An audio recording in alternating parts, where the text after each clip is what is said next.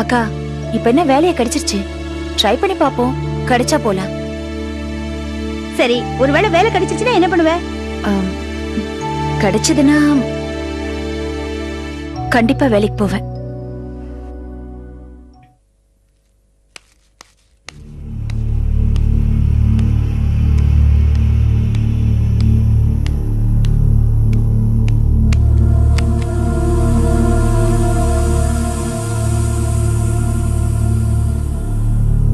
அம்மா. வாசு, இங்க வாப்பா. என்ன உன் மூஞ்சில சிரிப்பே வராதா? எள்ளும் கொள்ளும் வெடிச்ச மாதிரி அப்படி என்னடா கோவம் உனக்கு? என்னடா மறைக்கிற? ஒரே வீட்டுல இருந்துகிட்டு இப்படியா மூஞ்சியை தூக்கி வச்சுட்டு அலையறது? ஏற்கனவே நம்ம வீடு இருக்கிற இருப்பு சரியில்லை. ஆமா, நம்ம வீடு இருக்கிற இருப்பு சரியில்லைதான். ஏன் சரியில்லை? அது யார் காரணம்? அதை நினைக்கும் போது மூஞ்சில தானே எரிச்சல் வருது. பாரு, இப்படிப்பட்ட வீட்டுல இருக்க வேண்டியவங்களா நம்ம? அண்ணே, அதானே இந்த நிலைமைக்கு வந்தா அந்த ஆளுக்கு நாக்கு ருசி குறையல. அவருக்கு பிடிச்ச வாழைப்பூ கேக்குதா? போக வர பந்தம் மட்டும் குறையல. இதெல்லாம் நினைக்கும் போது எரிச்சல் வராம என்னமா பண்ணோம்? டேய் வாசு, வசதியா இருக்கும் போது எப்படி வேணாலும் இருக்கலாம்டா. ஒரு மனுஷனுக்கு கஷ்டம் வரும்போது ஒருத்தருக்கு ஒருத்தர் அன்பா அனுசரணையா ஆதரவா இருக்கணும்டா. இது ஏன்டா உனக்கு புரிய மாட்டேங்குது? இங்க பாருமா, இந்த அட்வைஸ் எல்லாம் எனக்கு பண்ணாத, உன் வீட்டுக்காரருக்கு பண்ணு. நம்ம குடும்பம் இப்படி ஆனது காரணமே அந்த ஆள் தான். இன்னும் பழைய நினைப்பிலே சுத்திட்டு இருக்கிறது அந்த ஆள் தான். நொந்த மாட்டு புண்ண நாம ஏன்டா கலரணும்? கலரணுமா? அந்த ஆளுக்கு வெளிக்கிட்டோம். அப்போ அந்த ஆளுக்கு புத்தி வருதான்னு பார்க்கலாம்.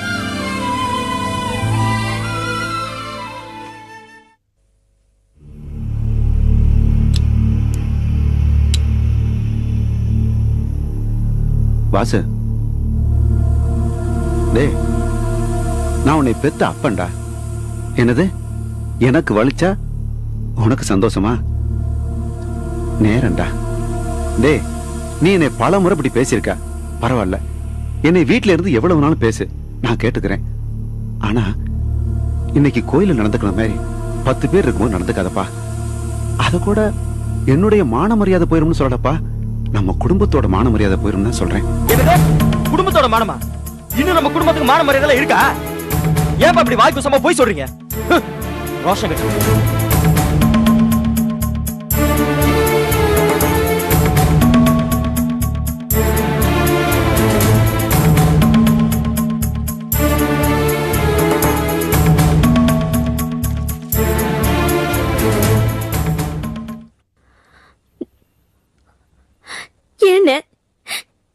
ஏன் இப்படி எல்லாம் பேசுற? பின்ன போறதுக்கு இன்னும் மான மரியாதை எங்க இருக்கு? போய் நம்ம முதல்ல இந்த ஊர்ல கேட்க சொல்லு, தெரியும். நீயே இப்படி எல்லாம் பேசலாமா? நீயும் இந்த குடும்பத்துல ஒருத்தன் தானே. அதை நினைச்சாதான் எனக்கு அவமானமா இருக்கு. போதுண்ணே, ப்ளீஸ் எனக்காகவாது நிறுத்து. நம்ம அப்பா பத்தி உனக்கு தெரியும்ல, எல்லாம் தெரிஞ்சுக்கிட்டு நீ இப்படி எல்லாம் பேசலாமா?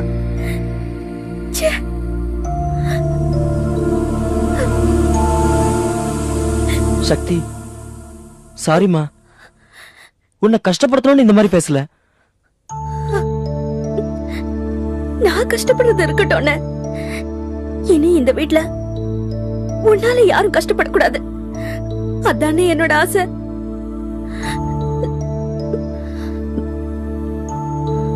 அண்ணே, நாளைக்கு சுந்தரம் அங்கிள் என்ன ஒரு இடத்துல வேலைக்கு சேர்த்து விடுறேன்னு சொல்லிருக்காரு.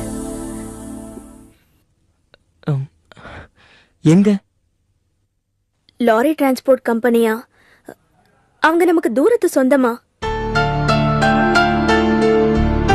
போகட்டுமா? போ. எனக்கு தெரியும், நான் கேட்டா நீ ஒத்துக்குவேன்னு. உன்னை வேலைக்கு அனுப்பணும்னு நினைச்சாதான். அண்ணே, நீ வருத்தப்பட்டா என்னால எப்படி நான் வேலைக்கு போக முடியும்? இல்லம்மா, அதெல்லாம் ஒன்றும் பிரச்சனை இல்லை. நீ வேலைக்கு போ. கங்க்ராட்ஸ்.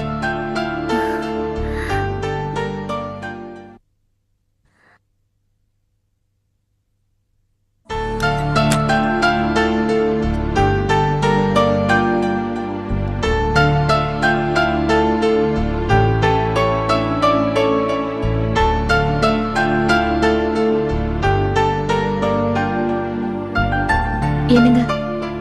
சாயந்தரம் ஒரு விஷயம் நடந்துச்சு. என்ன இன்னைக்கு யாராவது கூட சண்டை போட்டாங்களா? அதெல்லாம் இல்ல. அதெல்லாம் இல்லையா? என்ன பெரிய ஆச்சரியமாக்கு, வேற என்ன விஷயம்? ஈஸ்வரி அக்கா பாத்திரம் விளக்கிட்டு இருந்தாங்க. அப்போ நானே போய் பேசினேன். ஆனா அவங்க தான் என்கிட்ட பேச தயாரா இல்ல. நீயா போய் பேசுனியா? ம். என்ன சொன்னாங்க? என் புருஷன் உங்ககிட்ட பேசுறத பார்த்தா என்ன கொன்னே போட்டுருவாருன்னு சொல்லிட்டு அவங்க பாட்டுக்கு அவங்க வேலையை பார்க்க ஆரம்பிச்சிட்டாங்க. எனக்கு எவ்வளவு கஷ்டமா இருந்தது தெரியுமா? இந்த வீட்ல என்ன விவாதமே நடந்ததே இல்லையா, இல்ல சண்டையே நடந்ததே இல்லையா? இதையே இவ்வளவு பெருசா எடுத்துக்கிறாங்க. ஏன் விஜய், உனக்கு என்னாச்சு? தான் நானும் யோசிச்சு தானே நீ கூட கொஞ்சம் அட்ஜஸ்ட் பண்ணி போன்னு சொன்னேன். கேட்டியா? கேட்கல. எல்லாம் நடந்து முடிஞ்சு போச்சு. இனிமே என்ன பண்ண முடியும்?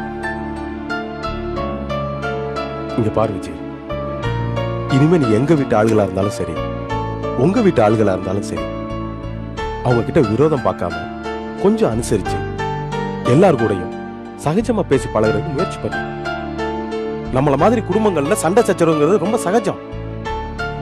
அதுக்காக ஒண்ணு மூஞ்சி தூக்கி வச்சுக்க கூடாது. அவங்ககிட்ட நம்மளே போய் பேசணும். அவங்க மாத்த காட்டுவாங்க. மறுபடியும் போய் பேசு, அடுத்த நிமிஷம் அவங்க நம்மகிட்ட வந்து பேசுவாங்க. இதெல்லாம் நான் எதுக்காக சொல்றேன்னா, இந்த காலத்துல கூட்டு குடும்பங்கிறது அத்தி பூத்த மாதிரி இருக்கு. அப்படி ஒரு வாழ்க்கை வாழ்றதுங்கிறது ஒரு வரம் மாதிரி. அதுவும் ஒரே வீட்டுல இருக்கிற எல்லாரும் ஒற்றுமையா வாழ்றதுங்கிறது மிகப்பெரிய வரம். அதுக்காக நம்ம முயற்சி பண்ணலாமே. என்ன சொல்ற?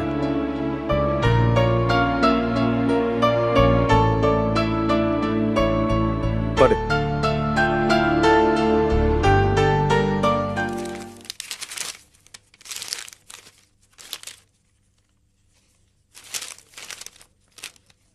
அப்படியா? ரொம்ப சந்தோஷமா இருக்குமா? ஆமாம்மா, படிச்ச படிப்பு வீண் போக கூடாது. நீ இன்டர்வியூ அட்டென்ட் பண்ணுமா, கண்டிப்பா பாஸ் பண்ணிடுவ. மாமா, எனக்கு ரொம்ப சந்தோஷமா இருக்கு மாமா. நீங்க என்ன இப்படி என்கரேஜ் பண்ணுவீங்கன்னு நான் மாமா, இன்டர்வியூ அட்டென்ட் பண்றதுக்கு கொஞ்சம் ப்ரிப்பேர் பண்ண வேண்டியிருக்கு. படிச்சதெல்லாம் எனக்கு சரியா ஞாபகம் இல்லை மாமா. ப்ரிப்பேர் பண்ணுமா, அதெல்லாம் நீ ஈஸியா பிக்கப் பண்ணிடுவ. உன் திறமைய பத்தி எனக்கு நல்லா தெரியும். நீ தைரியமா இன்டர்வியூ அட்டென்ட் பண்ணுமா.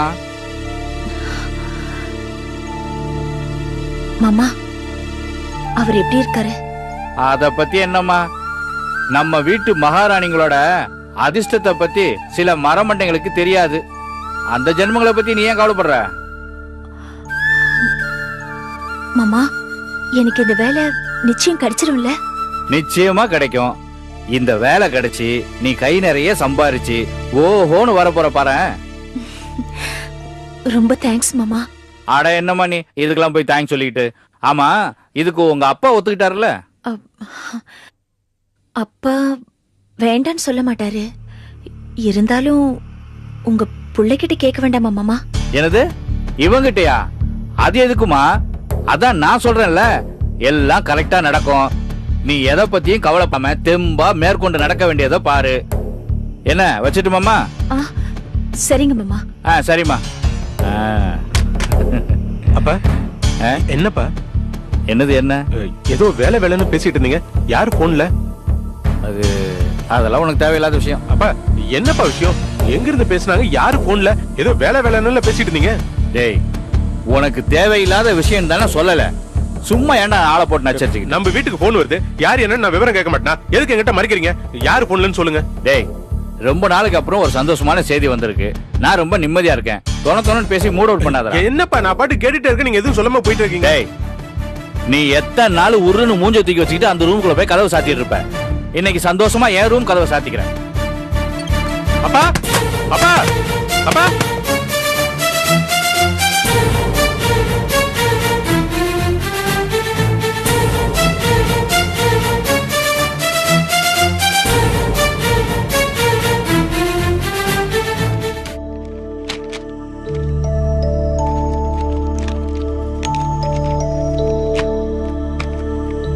பவானி அக்கா, எல்லாம் எடுத்து வச்சுக்கிட்டியா? எடுத்து வச்சிட்டேன்க்கா. சர்டிபிகேட்ஸ் எல்லாம் எடுத்து வச்சுக்கிட்டியா? எல்லாம் எடுத்து வச்சிட்டேன். சரி, அங்க போன உடனே எல்லாத்துலயுமே ஒரு காப்பி ஜெராக்ஸ் எடுத்து வச்சுக்கோ. என்ன? ஜாக்கிரதை. எனக்கா? அப்பா இன்னும் வரல? வந்துருவாரு பவானி. இல்லக்கா இப்பயே கிளம்பினாதான் கரெக்டா இருக்கும். அப்பா வந்துருவாருமா. பாப்பாக்கு ஏன் அடிக்கடி ஃபீவர் வந்துட்டே இருக்கு? ஏதாவது இன்ஃபெக்ஷனா இருக்கும். நீ உட்காருமா. அப்பா டாக்டர் என்ன சொன்னாரு? ஒன்னும் பயப்படும்படியா இல்லம்மா, மருந்து கொடுத்துக்கிறாரு. காய்ச்சலை பத்தி கவலை இல்லையா, குழந்தைக்கு மனசுல ஏதோ ஏக்கம் இருக்குதான். அதுக்கு ஏத்த மாதிரி இது அப்பா அப்பான்னு முனைகிட்டே இருக்குது. பாசத்துல அப்பாவை மிஞ்சிரும் போல இருக்குது. டாக்டர் சொல்றாரு இந்த குழந்தைக்கு உடம்பு சட்டுன்னு குணமாகணும்னா அப்பா பக்கத்துல இருக்கணுங்கிறாரு. என்ன பண்றது? அண்ணே நான் சொல்றேன்னே, இந்த காய்ச்சலுக்கு மருந்தெல்லாம் கேட்காது. ஒண்ணு போஸ் அங்க வர சொல்லுங்க, இல்ல இந்த பிள்ளைய கொண்டு போய் அங்க விட்டுருங்க. நீ சொல்றதெல்லாம் சரிதான், ஆனா போசால இங்க வர முடியுமா? புதுசா தொழில் தொடங்கி இருக்கிறான். இவ்வளவு உடனே அங்க போக முடியாது. லீலா ரெட்ட குழந்தை இங்க வந்திருக்குதுல்ல. அண்ணே சின்ன பிள்ளை விஷயம் என்ன, இதெல்லாம் யோசிக்க கூடாது. அவன் வரலன்னா என்ன, பிள்ளைய தூக்கிட்டு தானே போட்டோம். அப்பா அத்தை சொல்றதும் சரிதான். ஆனா லீலா எப்படி ஒத்தையில 2 குழந்தைங்களையும் வச்சு சமாளிக்க முடியும்? தானம் நம்ம பிள்ளைங்க தான் முக்கியம். நீங்க 3 பேரும் கிளம்பி போங்க, நான் வேணா லீலாவுக்கு துணைக்கி இருக்கேன். அதுவும் சரிதான். லீலா ஒண்ணு பண்றோம், நான் இந்த குழந்தைய தனத்தை அழைச்சிக்கிட்டு போஸ் வீட்டுல கொண்டு விட்டுறேன். பவானி அழைச்சிட்டு போய் காலேஜ் வேலையெல்லாம் முடிச்சு விட்டு ராத்திரிக்குள்ள திரும்பி வந்துடுறேன். நீ இன்னைக்கு மட்டும் அத்தை துணையோட இருக்கிறியா? சரி. நீ இருக்கிறியாமா? தாராளமா நான் இருக்கேன். ரொம்ப சரி. சரி பவானி, துணியெல்லாம் எடுத்து வைப்போ. சரிக்கா. அப்போ அப்படியே சர்டிபிகேட் எல்லாம் ஞாபகமா எடுத்துக்க. சரிப்பா. லீலா 10-15 நாள் இருக்கணும் தான் நினைச்சேன். அட போக்கா, அதுக்குள்ள குழந்தை அப்பாவை நினைச்சு ஏங்கி போயிடுவா. அதான் நைட்டுக்குள்ள அப்பாவும் பவானியும் வந்துருவாங்கல்ல, அத்தையும் எனக்கு துணையா இருக்காங்க. எனக்கு எந்த பயமும் இல்ல. நீ போயிட்டு வாக்கா. தானா குழந்தை துணி எல்லாம் சரியா எடுத்துக்கல, பாத்துக்க. எல்லாம் எடுத்து வச்சுட்டியாடி? வச்சிருக்காடா? மருந்து பாட்டில எல்லாம் இருக்கு. வாமா வா, பஸ் பிடிக்கணும், சீக்கிரம் போய் ராத்திரிக்குள்ள திரும்பணும்ல. அம்மா பாத்துக்க. பிள்ளைங்களையும் நல்லா வாங்க வாங்க வாங்க, சீக்கிரம் வாங்க. சரிக்கா. Bhavani, all the best. சரிக்கா. நீ ராசாத்தி. அத்தை வரேன். வரேங்க.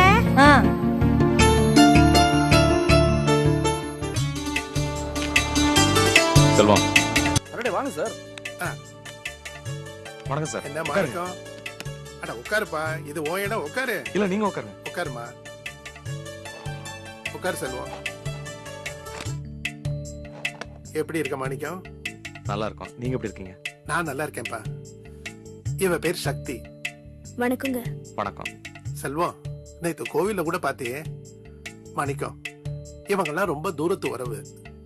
இவங்க அப்பா தேவராஜ் வந்து உங்க அம்மாவுக்கு அண்ணா உறவு மாதிரி. சொந்த பந்தம் எல்லாம் விட்டுட்டு மெட்ராஸ் வந்ததுல யாரு என்னன்னே தெரியாம போச்சுமா. மாணிக்கம் சொல்லுங்க சார். நேத்து செல்வத்து கூட பேசிட்டு இருந்தேன். எனக்கு ஒரு சின்ன உதவி வேணும்ப்பா. சொல்லுங்க சார், என்னன்னு சொல்லுங்க. நான் இந்த மெட்ராஸ்ல இருக்கிற பிசினஸ் எல்லாம் வைண்ட் அப் பண்ணிட்டு பாம்பேல போய் செட்டில் ஆயிடலான்னு இருக்கேன். என் பொண்ணு அதைத்தான் விரும்புறா. இவங்களும் மெட்ராஸ்க்கு வந்து 2 மாசம் ஆச்சு. இங்கேயே பர்மனண்டா செட்டில் ஆயிடலான்னு பாக்குறாங்க. இவளும் பிகாம் வரைக்கும் படிச்சிருக்கா. ரொம்ப ஷார்ப்பான பொண்ணு. அக்கௌண்ட்ஸும் நல்லா பாத்துப்பா. நம்பிக்கையான இடத்துல சேர்க்க வேண்டியது என்னோட பொறுப்பு. பொறுப்புன்னு நினைச்ச உடனே உங்க 2 பேரோட ஞாபகம் தான் வந்துச்சு. அதான் இவளை இங்க கூட்டு வந்தேன். அதுக்கு என்ன சார், தாராளமா சேர்த்துக்கலாம். இன்னைக்கு கூட நீங்க விட்டுட்டு போலாம். ரொம்ப சந்தோஷம்ப்பா. உன்னோட உதவிக்கு ரொம்ப தேங்க்ஸ். என்ன சார் உதவியா? இப்ப கூட நாங்க உங்களுக்கு உதவி செய்யல, நீங்க தான் சரியான நேரத்துக்கு வந்து எங்களுக்கு உதவி செஞ்சிருக்கீங்க. என்னப்பா சொல்ற? நம்ம ஆபீஸ்க்கு ஒரு ஆளை வைக்கணும், அதுவும் பொண்ணா இருந்தா பெட்டரா இருக்கும். நானும் செல்வம் பேசிட்டு இருந்தோம். நாங்க நல்ல ஆளை தேடி அலையறதுக்கு பதிலா நீங்களே நேரத்துக்கு சொல்லி வச்ச மாதிரி கூட்டிட்டு வந்து விட்டு இருக்கீங்களே. மாணிக்கம், நல்ல நேரம் வரும்போது எல்லாமே நல்லபடியா நடக்கும். அம்மாடி, என்னோட பொறுப்பு முடிஞ்சிருச்சு. இது நம்ம ஆபீஸ் மாதிரி. ரொம்ப தேங்க்ஸ் அங்கிள். தேங்க்ஸ் அங்க சொல்லு. Thank you sir. பரவாயில்லம்மா, பொறுப்பா பாத்துக்கணும். சார் சொல்ற மாதிரி உன் ஆபீஸ் மாதிரி நினைச்சு பாத்துக்கணும். சரிங்க சார். எப்பல இருந்து வரமா? நீங்களே சொல்லுங்க சார், எப்பல இருந்து வரணும்? நாளைக்கே கூட வந்து ஜாயின் பண்ணிக்கலாமா? ரொம்ப சந்தோஷம்ப்பா. அப்ப நாங்க கிளம்புறோம். சார் குடிக்க ஏதாவது? அதெல்லாம் ஒண்ணும் வேண்டாம்ப்பா. போலாமா? வரோம். வாங்க சார். வணக்கம் சார். ரொம்ப தேங்க்ஸ் சார். ஆமா வரேங்க.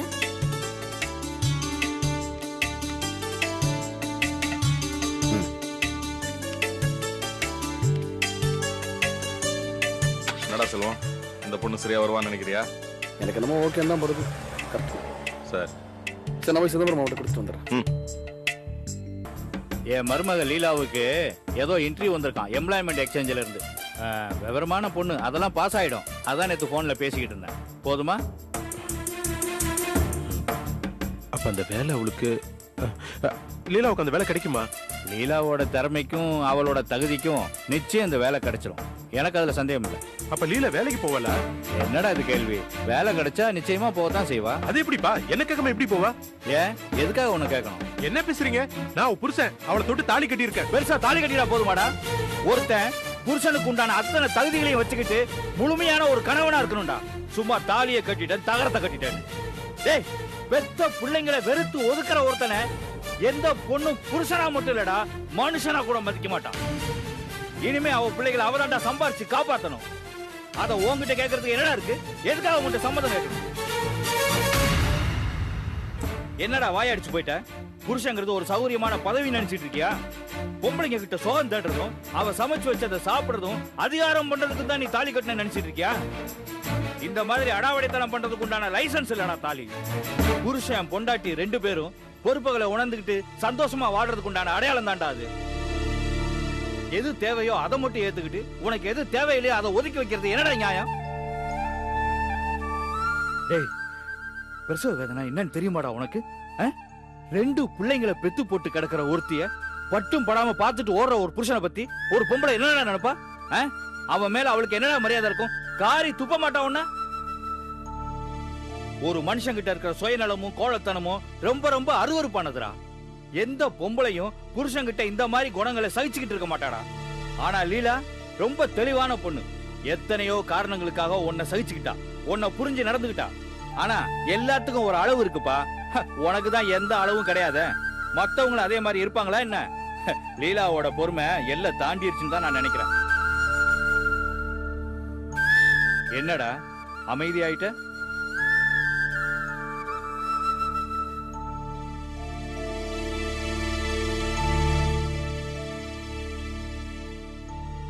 நான் அழகர்குளம் போறேன்ப்பா. போய் எல்லாத்தையும் சரி பண்ணி அவளை இங்க கூட்டிட்டு வர போறேன். நிஜமா சொல்ற? நம்ப முடியலப்பா. நீங்க தான் நம்பாம என்ன இந்த நிலைமைக்கு கொண்டு வந்து விட்டுடுங்க. நான் இப்போ அழகர்குளம் போறேன். நீ போய் லீலாவை கூட்டிட்டு வந்தா நல்ல விஷயம் தான், சந்தோஷம் தான். ஆனா லீலா வரணுமே. அதுக்காக தானே போறேன். நான் பேசினா லீலா கண்டிப்பா வருவா. நான் இப்பவே போறேன்.